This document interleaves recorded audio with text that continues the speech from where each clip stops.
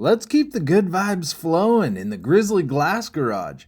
It's like the Batcave, but way more glass dust and way less crime fighting gadgets. Where does he get those wonderful toys? Batman, what's up? And I mean the real Batman, Michael Keaton, obvi. But back to it.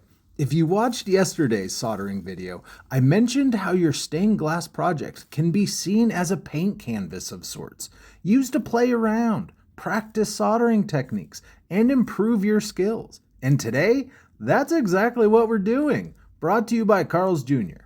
This may be hard to believe, but I don't think I'm all that great at soldering. Please note, I am not comparing myself to others, but rather, I can see my flaws and imperfections, so that's what I'll be working on today.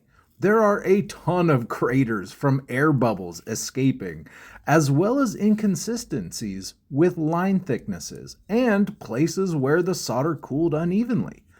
Working in these super tight spaces also is not helping things. It's like getting changed in an airplane bathroom. Not ideal. Brought to you by Carl's Jr. Because of the lack of room, we gotta switch things up a bit, get crafty, and play around with techniques. In some spots, I dab extra solder onto the line preemptively ahead of flat spots, so I know it'll smooth out on the next pass. Other spots, you'll see me just add a little bit of solder to the tip and dab it in there a few times. And if the line is short enough, you can dab the length of it fast enough where the line thickens and cools smoothly. Pretty neat, but I do need more practice with it. This is actually a very time-consuming process for me because my perfectionist tendencies kick in hard. I also have to rotate the project continuously to see things from different angles. If you don't, you're going to miss that one crater until after you clean the project.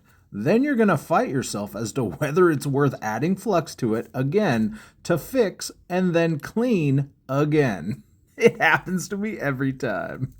Thank you so much for watching. Be sure to love tap that follow button if you enjoy seeing all the steps I take to create stained glass art, one day at a time. It's not always fancy or classy, but it is brought to you by Carl's Jr. Why do I keep saying that? Great question. It's because they pay me every time I do. Idiocracy, what's up? But real talk, Grizzly Glass Art has a new partnership coming up next month, so stay tuned. Okay, bye.